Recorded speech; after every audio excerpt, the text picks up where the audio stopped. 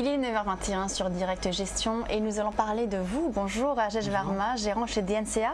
Alors avant d'aborder votre fonds, qui est donc le DNCA Invest Global Leaders, on va parler de vous. Quel a été votre parcours jusqu'à aujourd'hui? Avant d'être dans la finance, j'étais ingénieur informatique aux États-Unis. J'ai commencé dans la finance en 88 à Hong Kong, comme analyste d'action pour l'Asie. En 91, je suis parti pour travailler pour un hedge fund. En 93, j'ai créé ma propre société de gestion entre Hong Kong et Londres, qui investit partout en Asie, y compris Japon. En 97, après le Endeavor Hong Kong, je suis parti pour travailler aux États-Unis, où pendant 3 années, j'étais au premier rang en voyant le bulle Internet. À fin 2000, je suis finalement arrivé en France. Et je travaille pendant 2 ans. C'était plus calme en France. Pas de photo. Mais je ne parlais pas français du tout à cette fois. Mais ça, c'est une autre chose. J'ai travaillé pendant 2 ans chez Eurasio, dans le private equity. Après, j'ai passé 6 ans et demi chez Carmignac Gestion. Et en mi-2009, je suis parti. Je travaillais pour une ONG en Inde. Et septembre 2010, j'ai commencé chez DNCA, donc septembre 2010. Donc vous rejoignez DNCA après ce long parcours très passionnant. DNCA, donc c'est une grosse boutique puisque c'est pas adossé à une banque, et depuis effectivement ça a grossi. Vous avez vu la transformation de la société, Rajesh, et vous-même vous pilotez donc ce fonds qui s'appelle Invest Global Leaders. Parlez-nous de ce fonds, quelles sont ses particularités?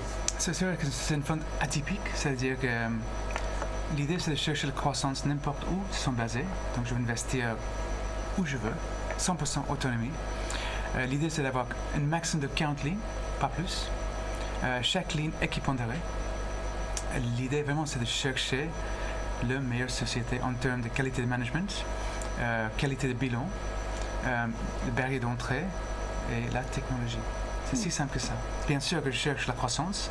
Chaque fois que j'investis, chaque fois quand je change mon façon d'investir, je souffre. Donc je cherche les sociétés où je vois la croissance régulière à terme. Donc aujourd'hui, quelles sont vos convictions chez Invest Global Leaders? Le problème, ce que j'ai maintenant, c'est que j'ai plein des idées qui ont très bien marché cette année. Et donc j'ai beaucoup de cash, beaucoup de liquidité, j'ai 15% de liquidité dans le fonds. Mais par exemple, j'ai une belle société en Taïwan qui s'appelle Taiwan Semiconductor, ce qui est le plus grand fabricant de puces mondial.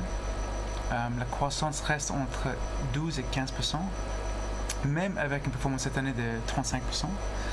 La valorisation reste peu chère. Il y a un rendement de 4%. Et les barrières d'entrée sont énormes. C'est-à-dire que si je parle avec TSM juste hier, pour chaque année, eux ils dépensent 10 milliards de dollars en capex. 10 milliards de dollars. C'est impossible pour les autres sociétés d'entrer. C'est impossible. Il n'y a que 2, en tout cas à part de TSM. Il y a Intel qui souffre toujours, et Samsung, ça c'est une autre chose. Il n'y a que 3. Donc imagine que 3 sociétés. Samsung qui souffre aussi un petit peu d'ailleurs. Oui, mais ça c'est plutôt dans le mobile, tout à fait. Donc ça c'est un exemple. Mais bien sûr que Taiwan Semiconductor a des chiffres d'affaires qui viennent de partout dans le monde. J'ai déjà parlé de Brembo, la boîte italienne, qui la croissance vient de partout. Ingenico, la même chose. Des belles boîtes qui offrent donc du coup, vous dites, une valeur ajoutée, quelque chose d'unique à apporter donc, sur le marché. Complètement. On va revenir là-dessus justement dans quelques instants. Lors du débat avec Fabrice, vous aurez largement le temps donc, de développer ces valeurs que vous choisissez. On va passer tout de suite à notre édito. À tout de suite.